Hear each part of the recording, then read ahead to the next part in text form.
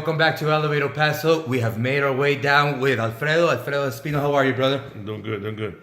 Alfredo has been an entrepreneur in our town for several years now, and he's reached that level of success and stability that we all seek. And in regards to doing business and what it takes to be successful, that mindset and determination to reach your goals and to reach that level of success in business that we all want to get to. Alfredo, let's start off by telling our audience a little bit about how you got started and what it is that your mindset was set and how it went evolving. Well, first of all, you gotta leave your poor mind thinking behind and stop saying, I cannot do it. I cannot afford this. I cannot do it this way. There's several things in several ways you can inform yourself and go look for investment, how to invest your money. You can start with a little bitty investment and then move on from there. And you gotta have passion about it. I mean, it's not a one thing to the next week to do it. It's gonna take years to do it. But if you just put your mind to it and see the future, how you can do it, it will become a success. And later in life, you can actually enjoy those fruits of your tree that you built to make it a success. So what you're telling us is that you of course need to have the patience and determination to continue the perseverance. But aside from what you're doing, you're saying take aside some money and invest it elsewhere? Yes. I've been trucking for 24 years.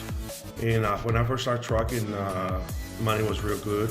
Everybody here in Paso, I'm pretty sure down there for a while. And the thing is, how much do you make out of your paycheck or your money? Put it on a piece of land, invest it, finance it, go see a house finance besides the one that you pay in, or rent the one that you live in it. Go look for another investment like a duplex, live in one, rent the other one. Those kind of things will help you out how to become involved into something solid, which is real estate, a piece of land, some apartments, build something. The way I see a piece of land and I see what's the potential I can do for it. It's not going to take 1 year, it might take 3-4 years, but at the end, I will try to make it work towards where I will build something where it will bring in income. So with that income, I'm not just going to want to spend it and load on anything that I don't need, expensive toys, something like that. I'm just gonna go put it towards another investment. So my goal is, when I get to my 60 years, I don't have to work for nobody else except for myself, and had enough be worthy at least to where I can be successful for the rest of my old years, which that's what everybody going for. And my family also, my kids, my descendants have enough money. So I try to teach my kids how to be a progressive mind, not have that poor mind thinking that we all have when we're young. So part of this poor mind mentality is purchasing expensive tools, for example, you mentioned, purchasing those things that you don't quite need but give you that immediate satisfaction, or is it being careful of what you invest in and in regards to your tools, not going exactly for the best, but what you need only? Tell us a little bit more, elaborate more on what this mentality is and the mistakes we tend to have. Okay, a poor mind is like this time of the year, everybody gets their income tax money back. And they get, let's say, $6,000-$7,000 back, even $2,000 back. Some people get that much. Yeah. I wish I had that much. I don't know more. So let's just say you save that much, half of it, which everybody likes to spend money, and I do too. I spend half of it, and half of it put on the bank. And for the next 3 years, you lock down that money. In 3 years, you're gonna have enough to buy a piece of property. You're gonna have enough to buy a property. It might be an auction. It might be something small. All right, so the same way you're gonna be paid off in 6-7 years if you have that mentality When is the house due the payment, you should do a double payment. And whenever you get extra money, you put it on the house. That's the things that you're gonna get money back. If you buy a brand new truck and it looks real pretty and everything, and you compete it with Mr. Hernandez next door and everything, it's not gonna give you that security that you're gonna have to put your mind to it. That's where the poor man comes in. You spend money that actually is gonna depreciate and you don't need it, but you wanna have that pleasure of having it, and after you have it, there's no more, you already spent your money. So if you would have invested it in 3-4 years, you will see the success that you're gonna leave, you're gonna buy a small house, and then from there on, instead of selling it in 6-7 years, you're gonna move out, you're gonna buy a bigger house or an investment, and you're gonna rent this house. This house is gonna help you pay the other house and another house. And that's where I started my little ladder. And I own a few properties and a few lots, and some of them still getting paid off, some of them already paid off. And I also buy equipment, like I go to auctions, buy equipment, trucks, cars, stuff like that. I fix them up and I usually resell them for a good price. But I'm already seeing what I'm gonna do with that. What I'm gonna buy something, I'm already know what I'm gonna do. So we're running out of time here. Just to recap everything, we need persistence, we need patience, we need to have a goal, a strategic planning of where we're gonna invest. We have to diversify our money and go for safe investments that'll be stable. Yes, don't give yourself too much luxury in the beginning, because luxury is nice, but it's not gonna buy you anything. It's not gonna be the right investment. Luxury will come later in life if you put the money on the right places. Excellent. Alfredo, thank you so much for your time. I hope we come back and we're able to talk to you again. Anytime. Thanks. Remember, guys, sacrifice now and enjoy later. And I believe a book that will recap everything we just spoke would be The Richest Man in Babylon. I recommend it to you all. Stick around for more.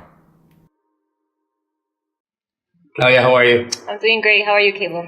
Doing good. You're a realtor in the El Paso market. Yes, I am. Tell me about that. Who are you with? So I'm with the real estate agency group, and we are powered by Home Pros Real Estate Group. So they are a brokerage that we run under. Awesome. And what kind of demographic do you focus on? So we don't just focus on one demographic. The reason why I want to make sure we reach out to all different types of demographics, as far as your first-time home buyer, all the way to your $1 million buyers, even sellers. We do a lot of sellers as well. And what advice do you have for those that are just going out there and going to buy the very first house? So we love first-time home buyers. What we do, we kind of sit down with them and we explain to them the home buying process to make sure they understand and they're very knowledgeable about the process. And before looking at homes, we want to make sure they're approved, because without the approval letter, we can't do much.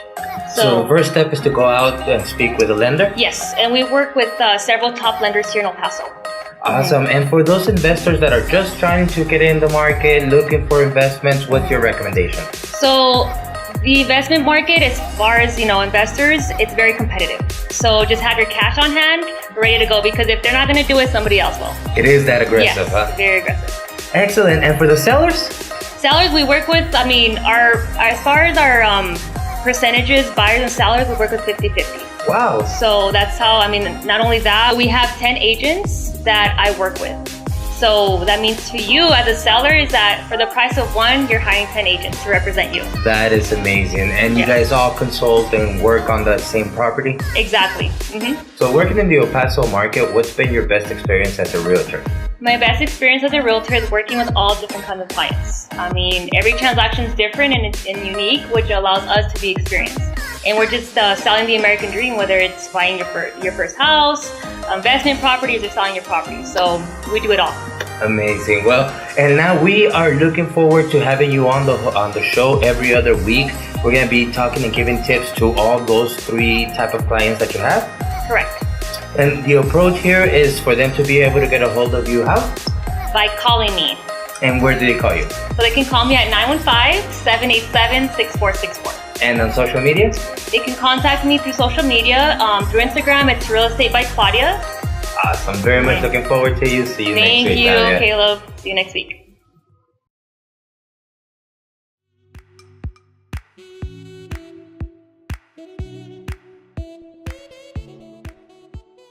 Some of the benefits of tanning are not only to get a great color, but it can also help with blood pressure, reduce stress, and you can bring up your vitamin D levels. People also enjoy tanning not only to get rid of tan lines, but to also help with muscle definition. While you're in the tanning beds, you can also take time to relax, even though it's only a 10-minute session or less. Here at Glow Tanning, the Luxura beds also offer aromatherapy and surround sound system, which you can also relax and listen to your favorite tunes, and it just gives them a zen kind of feeling while they're sitting in the bed. I think people will enjoy the beds here more than anywhere else in town because they are more high-tech, they offer more technology in the bed itself, and they're wider, bigger, more relaxing, along with curved acrylic for a more relaxing lay-down experience while you're tanning.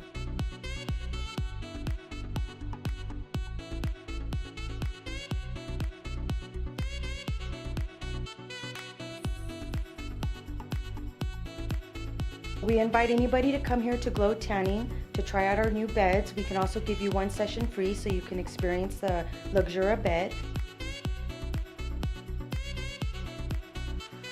Today we've come to visit Noelle Meyer. How are you, Noelle? I'm doing fine, thank you, Caleb.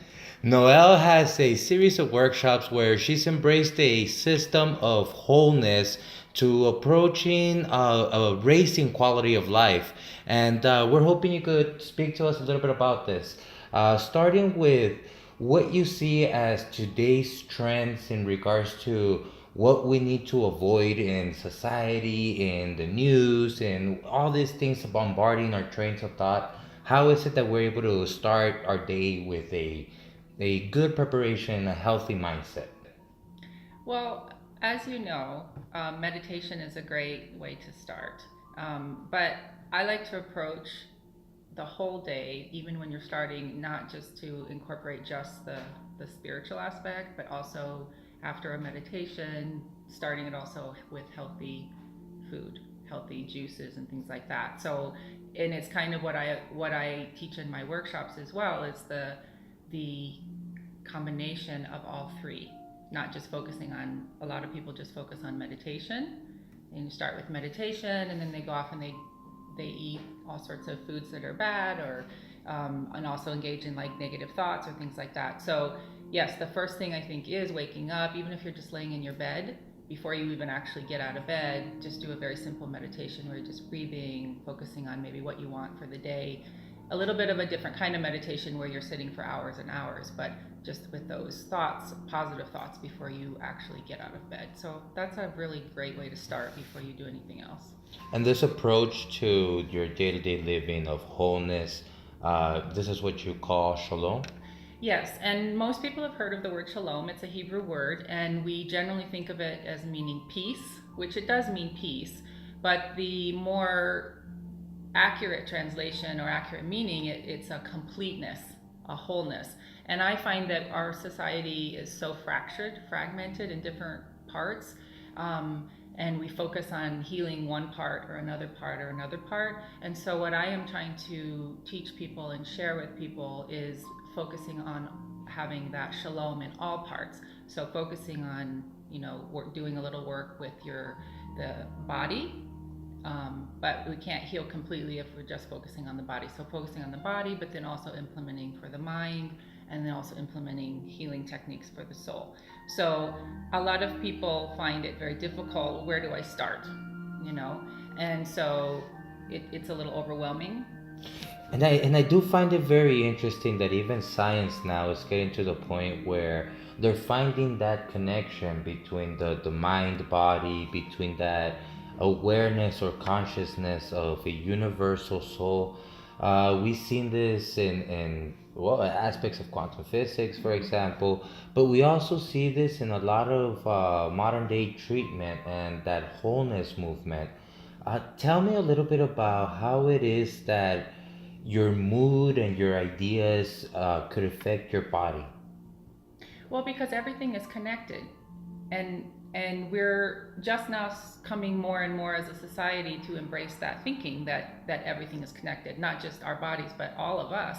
But so when you're out of alignment in your body per se, you can't have wholeness and health in your mind, or your mind, if your mind is out of whack, then you're not, that affects your body. For instance, if you're going around having a lot of negative thoughts, that actually has a physiological effect on your body, and vice versa. If you're putting a lot of food into your body, or substances that, a lot of chemicals, things like that, it's having an effect on your body.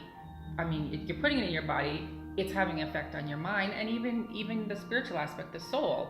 So I really try to live my life at a higher vibration, but in order to do that, you have to take away things in your life like negativity, or certain foods that are at a lower vibration. So everything is connected.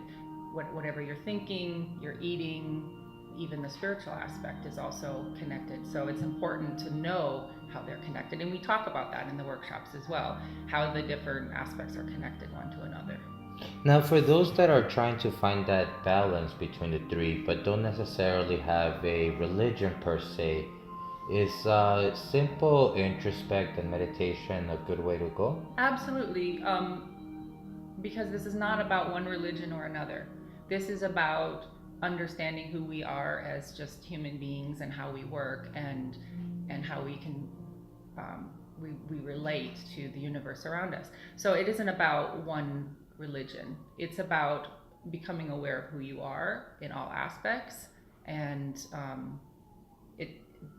the meditation. And if you, depending on if you are praying to whatever it is that you believe in, or if you don't believe in God, you can still participate in meditation. You know, it's just the calming of the mind, and so it doesn't really affect whatever religious belief you are. And in the workshops, we don't go into anything religious, you know.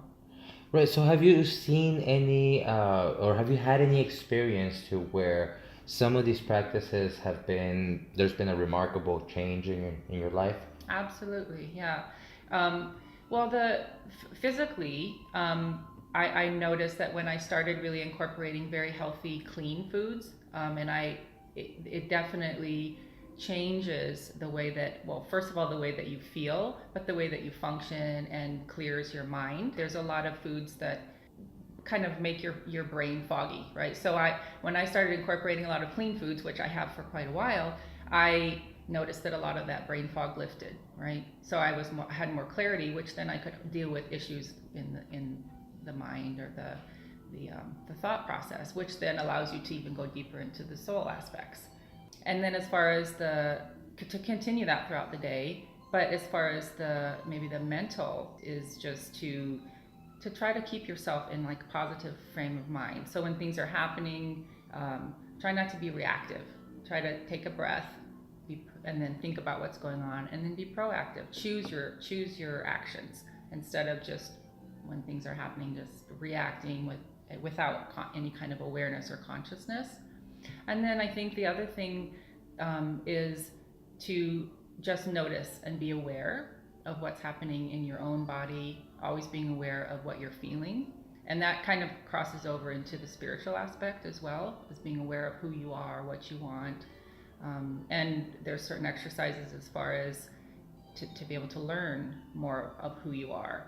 And I do teach getting a notebook, and it's like an awareness journal, and writing down things that you like, things that you don't like, because you'll be surprised at how many people don't really know what they like, they don't like. We know what society wants us to like, we know what society expects of us, but it's not necessarily what our passion is, or what we want. And so it gives you permission to embrace who you are and what you actually want, even if it goes against the norm. Great. And if anybody in our audience wants to hear more about the workshops or get a hold of you, how do they do so? On social media, I have a Facebook page and Instagram, and it's Chaissential. It's CHAISSENTIAL, and our contact information is on both of those social medias. And then we are going to be also doing some workshops at the Green Ingredient Express, which is on Dewey Street, and that information will also be up on the social media pages as well. So if you're interested in learning more about some of these processes, or you just don't know how to start, just give us a call or shoot us a message, and then we can let you know when that's going to happen. And we also do like one-on-one coaching as well if you're interested in kind of taking it a little bit deeper than what we do in the workshops. Very cool, and I hope on our part you'll allow us to come back and visit with you again. Absolutely. Thank you so much. Thank you. Thanks. All right, guys, welcome back to Elevator Paso. We have made our way down with Ken Penoyer. Ken, how are you, bro? Fine, thank you. Ken is a veteran from the Vietnam era, and we just passed the 50th anniversary of this. So we thought it'd be beneficial for all of us to recognize those local heroes and hear a little bit about what the experience has been and see what it is that we could learn from this. Ken, what year was it that you were down in the military? I'm not 100% sure, but I'm looking back at probably went in 1965 and got out in 68. And how old were you then? I was one of the 17-year-olds. 17-year-old. Wow. Well, what is the mindset at that age going into war? Can you think back and bring back some of those feelings? Tell me a little bit what it must have been. It's all kinds of turmoil within you. Well, I think we're all different. We all see things a little bit different. But at 17, you're young, and you look at it the way I looked at it was going into the service, and then going to Vietnam was somewhat of a, you might say, an adventure. Yeah. Where you don't really think much past that, but that's kind of how I looked at it. Yeah, and as time evolved and experiences came, did that mentality start to shift? Well, it's like anything else. When you get older and you start to mentally mature a little bit, hopefully, and you start to look back at like the Vietnam War. And when I see it now, at my age, I look at it as a total waste. And that's just my opinion, but a total waste primarily of mothers, fathers, sons, and daughters. It didn't accomplish anything. What did it accomplish? Exactly. And when we look back at our wars, it seems as if our last real war with the actual purpose was World War II. In my experience in interviewing veterans, I've seen that the younger these veterans are, the more that sentiment is around. How do you feel society should be addressing this? I see younger people are looking perhaps that they're looking at it more that we don't have to be everywhere, and if we're going to go somewhere and if we're going to participate, we start it and we finish it. Yeah. But these prolonged, I don't know if you want to call them wars or what, they're just a drain on the best what the U.S. has to offer. So, and I've never really ever given any thought about yesterday, about the crazy war, other than it just always comes to mind that what a waste. And I know it sounds redundant, but when you look at it and you see what was lost and what we gained out of it, absolutely nothing. We see Japan be a country without a military. Is pacifism a good way to go? I don't know. It's above my pay grade. I just think when people get involved in these wars, or whatever you want to call them, not to paraphrase someone, but someone told me many years ago, I read that that's the biggest failure of mankind, is to go into these wars, because the outcome of it is it doesn't really mean anything. And it's like you said earlier, the only real war, I mean, they're all real wars because people get killed. Right. But you're looking at World War II, and when I read about Korea, what were we doing in Korea? What were we doing in Vietnam? And somebody else makes the decisions because they themselves physically aren't involved in it. That's the way I see it anyway. Right. And for society, for kids, for everybody that hasn't experienced this, is there a train of thought that perhaps we should be looking at?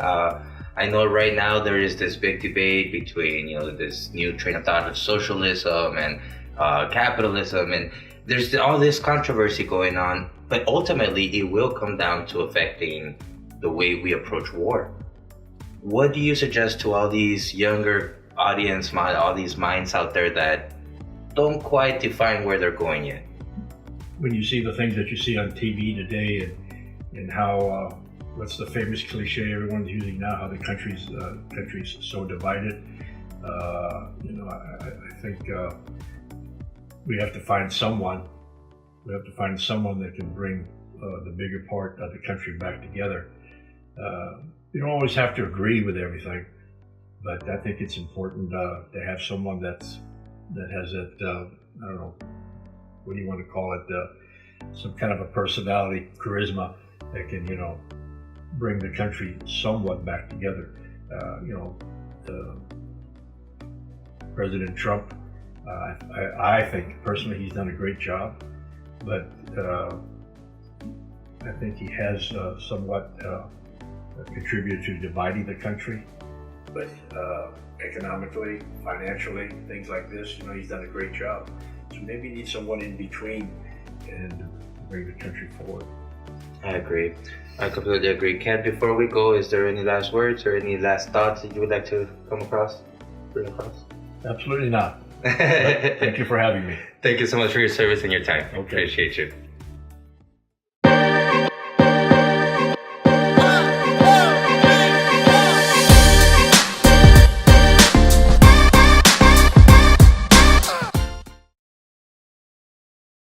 There are times when we all feel overwhelmed with emotion and we don't know what to do with it. We feel frustrated, we feel sad, we have all this anger just building up in us and we don't know what to do with it.